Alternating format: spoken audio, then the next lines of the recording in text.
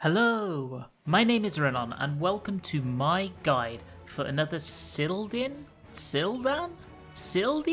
Subterranean. This guide will give you all the information you need to clear both the base difficulty of the content and the enhanced Savage difficulty. This dungeon contains 3 bosses and 2 trash mob zones. The trash mob zones actually somewhat matter as they have simple mechanics but hit tremendously hard, especially in Savage.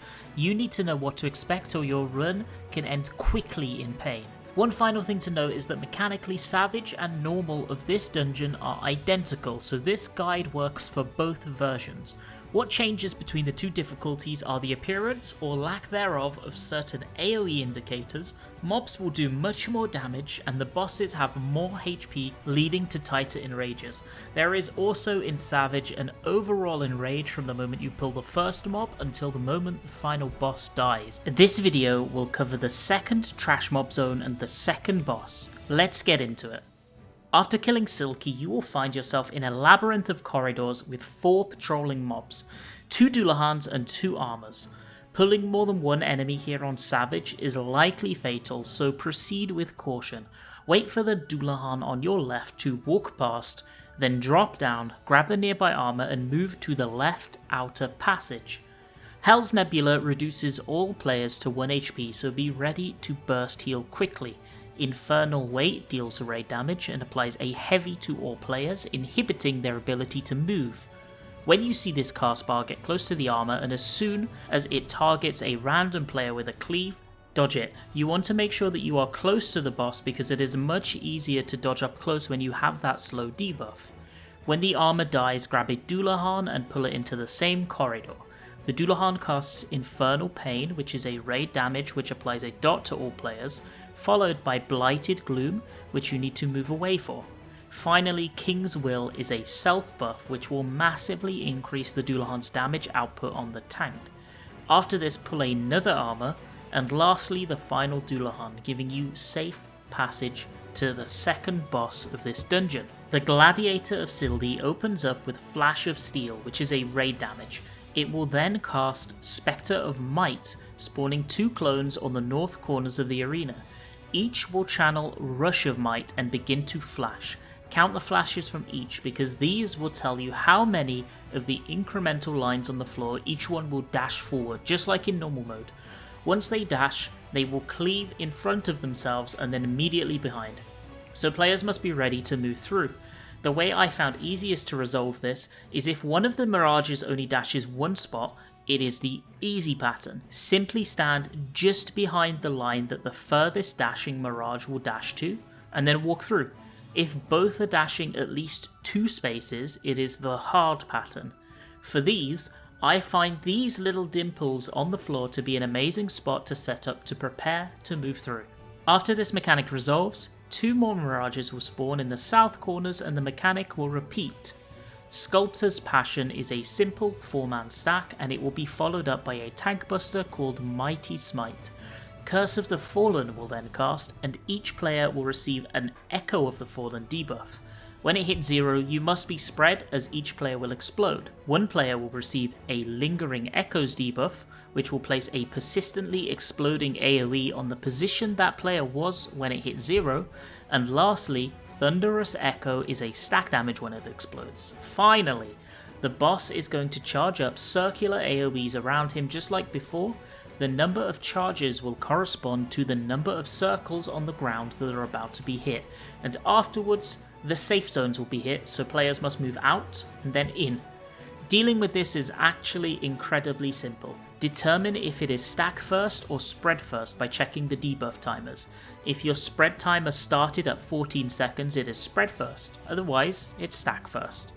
Assign intercardinal spread positions for each player.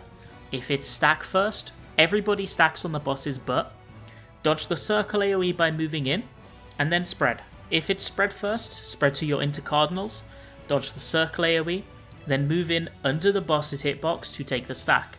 You can actually take the Lingering Echoes in the group with no issue at all as long as players move out of it after the first hit, meaning you can essentially ignore that mechanic entirely. Raid damage follows and soon Hateful Visage casts. Have players spread back into the intercardinal quadrants as the hateful visages spawn. You will notice that they have gold or silver coloured beams charging from each of them. For now, ignore the colour, but bear in mind that these charging beams are going to be line AoEs. If you imagine 4 squares in your quadrant, one of them is going to be safe from both of the head beams shooting at you. You want to go there and then dodge the 2 line AoEs that appear from the edges of the arena. Bear in mind that you will each take a spread marker after this mechanic resolves, so players must take 1 quadrant each. Another flash of steel follows this, alongside a cursed visage. This one is much the same as the mechanic you just did, but with a little bit of a twist. Each player will be debuffed. 2 players will have 1 silver debuff and 1 gold debuff. 1 player will have 2 gold debuffs, and lastly 1 player will have 2 silver debuffs. A silver debuff must be hit with a gold beam to remove it, and a gold debuff must be hit with a silver beam to remove it. 1 quadrant in the arena has 2 gold beams, 1 quadrant has 2 silver beams, and the other 2 have 1 of each. Bear in mind, you will each take a spread marker damage after this mechanic resolves, so players must take 1 quadrant each. Find what you need and make sure to be hit by both beams in your quadrant, and dodge the additional beam line AoEs from outside the arena. Another raid damage comes after all of this, and next up you will see Curse of the Monument begin to cast. Shortly, tanks and healers will be chained together, and DPS will be chained together. You will also receive either a 1 or a 2 debuff. We had the tank and melee go north, and the ranged and healer south. When large circular AoEs begin to spawn on the arena, go to your north or south corner, which does not have an AoE on it until last. Doing this should in turn break your chain, and as the AoEs begin executing and spinning around the room, you can simply move into the numerous safe spots that open up. Next up, towers will spawn in 2 sets of 2 on cardinals around the centre of the arena. One thing that is important to note is that players marked with 2 must take the first set of towers, and players marked with 1 must take the second set of towers. This is because of the exploding AoE debuffs that each player also received earlier alongside the chains. So here's how this all plays out. Say towers spawn on the west and the east.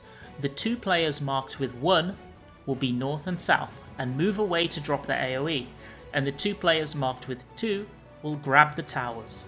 Then, the 2 players marked with 1 will move in to grab their towers, and the 2 players marked with 2 that have just taken a tower will now move out to allow their AoEs to safely go off away from the other players.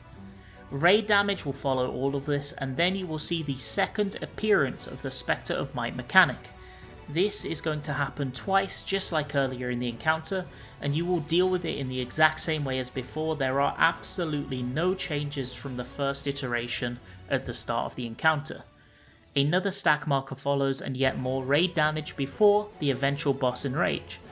I really hope that this video and the last were of some help to you in your progression. My next video will be focusing on the final boss of the encounter, and you will be seeing it hit in your sub box in the next day or 2 if you're subscribed. Thank you so much for watching, friends. I hope you have an absolutely fantastic rest of your day, and good luck with prog.